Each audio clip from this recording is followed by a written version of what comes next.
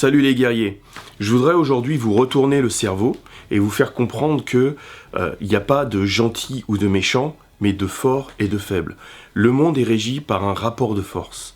Et il faut arrêter d'écouter les gens qui font de vous des victimes, qui font de vous des lâches. Il faut vraiment prendre en compte, et c'est pour ça que je fais cette vidéo, le fait qu'il faut devenir fort, mentalement, physiquement, économiquement, parce qu'un jour, la roue tourne.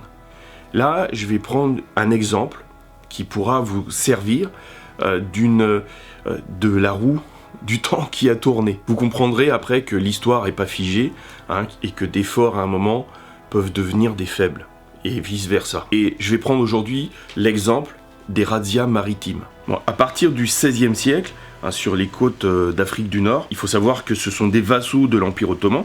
Donc là, à ce moment-là, ils décident de lancer des campagnes, des vastes razzias contre l'Europe. Pendant près de 4 siècles, les cités comme Tripoli, Alger et Tunis feront trembler les marchands occidentaux. Parce que voir arriver les barbaresques pour les capturer, c'était une hantise. Les barbaresques étaient à bord de galères ou de shebeks, et il y a un corsaire célèbre, Barberousse, c'était un corsaire ottoman sous le règne de Suleiman le Magnifique. Et il y en avait d'autres. Et ils ont livré une véritable guerre maritime aux Français, Anglais, Maltais, Espagnols, Hollandais, Vénitiens, Danois et aux Américains également. Les razzias maritimes ou les djihad maritimes étaient une forme de combat naval mené par les barbaresques. Les barbaresques provient du mot barbare qui désigne les peuples d'Afrique du Nord qui venaient foutre le bordel en Europe, plus précisément sur les côtes européennes. La razzia maritime est une guerre de course et de raid dont le but est d'affaiblir la logistique ennemie en haute mer. Ceci en attaquant la marine marchande et en évitant d'affronter les marines de guerre ennemies, ainsi que faire un blocus. Ceci était lancé contre les villes et les lignes de commerce européennes pour les piller et récupérer des esclaves. Des milliers de navires furent capturés et plus de 800 000 esclaves européens furent capturés entre le XVIe et le XIXe siècle. Jusqu'au XIXe siècle, il y avait des côtes italiennes et espagnoles qui étaient complètement dépeuplées à cause des razzias. Lorsqu'on étudie les rapports de force, il ne faut pas seulement les étudier d'un seul point de vue. Parce que, je vais prendre mon exemple, pendant longtemps, quand j'étais plus jeune, on me parlait que de l'esclavage, la traite négrière, la traite transatlantique. Après, par la suite, j'ai appris qu'il y avait aussi eu une traite qui avait affaibli l'Afrique, la traite arabe, la traite négrière arabe, la traite orientale.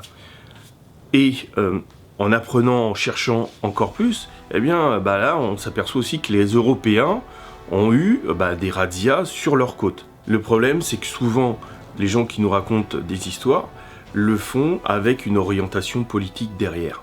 Donc comme je le dis dans certaines vidéos, ne me croyez pas, cherchez plusieurs sources. Est-ce que ma vidéo est orientée? Oui, moi, mon but, c'est faire du développement personnel, c'est-à-dire que ceux qui me suivent aient une mentalité plus forte et commencent à se discipliner et à se bouger et à croire en eux-mêmes et à arrêter de croire un monde où il n'y aurait que des gentils et que des méchants.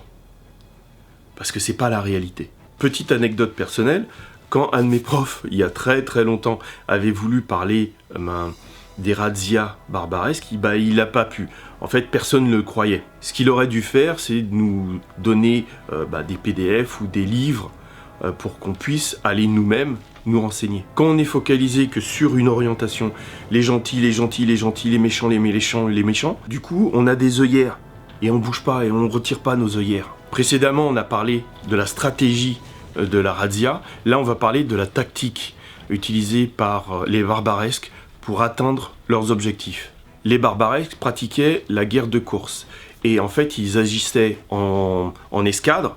Et après avoir tiré à la caronade, c'est un petit canon, plutôt un canon léger. Et par la suite, ils s'approchaient du navire et ils prenaient le contrôle du navire en l'abordant. Et les marins avaient des armes blanches pour attaquer le navire marchand. C'est la même tactique que les corsaires occidentaux quand ils abordaient les navires. Les navires barbaresques sont spécifiquement étudiés pour la vitesse.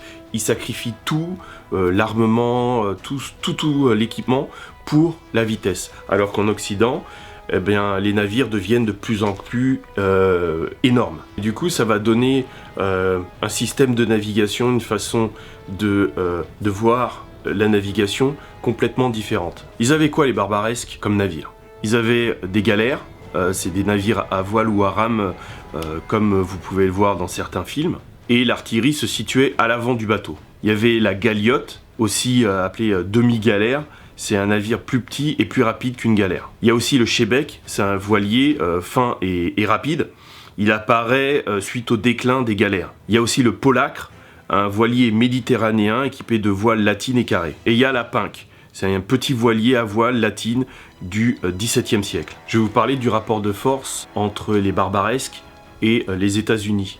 Ça peut servir comme exemple. Au début du 19e siècle, les États-Unis payaient un tribut au seigneur, au dey de Tripoli, pour pas avoir d'emmerde. Sauf que, à un moment, il augmente le tribut. Et donc les États-Unis, ils négocient, mais non. Donc là, ils envoient du monde. Parce que les Américains, ils voulaient faire du commerce. Là, on les empêche de faire du commerce, et vous les connaissez, quoi. Je vais donner juste quelques dates clés. Bon, le 1er août 1801, donc il y a une golette américaine qui arrive vers un navire, vers un polacre barbaresque, vers Tripoli. Et ils se rapprochent du polacre libyen et ils mettent le drapeau anglais. Et une fois qu'ils sont assez près, ils tirent une salve sur le polacre libyen, sur les Libyens. Les Libyens tentent de fuir, ils se refont tirer dessus. Donc après, ils hissent le drapeau blanc, et puis ils se rapprochent du navire, et là, ils tentent d'aborder le navire. Les Libyens tentent d'aborder le navire. Ils se refont tirer dessus, ils essayent de s'échapper, et là, ils y arrivent pas, donc redrapeau blanc, ils tentent ils se rendent. Mais là, non, ils essayent de réaborder le navire. Donc ils se reprennent une salve, et puis là, le capitaine, il dit qu'il se rend. En fait, non, il réessaye, et au final, les Libyens sont vaincus. Les Américains font le siège de Tripoli pour maintenir les corsaires à l'intérieur de leur port. Bon, les corsaires vont tenter de sortir, mais ils n'y arriveront pas. En 1803, il y a une nouvelle altercation. Par la suite, il y a un deuxième siège de Tripoli parce que des corsaires ont capturé un navire américain. Par la suite, il y aura la bataille de Derne où les Américains vont gagner. Et par la suite, il y aura un accord de paix. Ça va pas détruire la force barbaresque, mais les Américains vont en sortir avec un grand prestige. Le déclin des corsaires et des pirates barbaresques, c'est lié à plusieurs facteurs, c'est pas juste les Américains. Le déclin, il vient aussi parce que ils attaquaient surtout beaucoup les Espagnols, et la flotte espagnole était sur le déclin, et les cités-États italiennes aussi. C'était leur cible préférée, et vu que leur cible préférée déclinait, le reste aussi. Ceux qui étaient derrière le djihad maritime, c'était l'Empire ottoman. Et l'Empire ottoman déclinait à ce moment-là aussi. Mais pour moi, il y avait vraiment une chose qui a joué plus que les autres, c'est aussi la guerre technologique. Il faut savoir que les barbaresques avaient des navires très rapides, mais au niveau puissance de feu, c'était pas le cas. Et les Occidentaux, enfin les Américains, les Européens, sont partis un peu partout dans le monde, surtout les Européens, et ils ont pu ramener des technologies du monde entier. Et non seulement ils avaient des bateaux qui étaient plus gros, mieux armés, ils ont eu des bateaux rapides. Et ils ne pouvaient pas faire face à l'artillerie européenne par la suite. Ça les a pas empêchés de continuer des razzias, notamment en France. Mais l'âge d'or des razzias, à un moment, a décliné. Ça n'a pas empêché les barbaresques d'aller chez les Scandinaves et capturer des esclaves. Et les razzias maritimes existaient encore au temps des colonisations. Ce que je voulais faire avec cette vidéo, c'est vraiment vous changer votre état d'esprit, vous faire comprendre qu'il fallait devenir plus fort.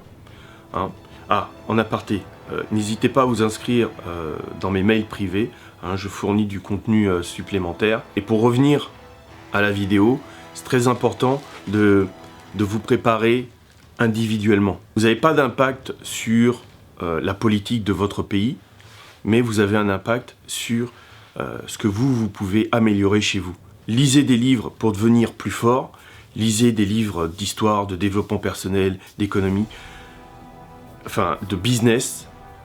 Essayez d'être plus autonome économiquement et mentalement, parce que c'est pas dit qu'un jour, tout ce que vous connaissez s'écroule et que vous deviez vous reconstruire. Je vous rappelle qu'il y a juste quelques années, on a pu voir des gens, des esclaves vendus sur Facebook. La première étape pour devenir plus fort, dans votre recherche de puissance, de pouvoir, ça commence par vous. Vous ne demandez pas ce que les autres font.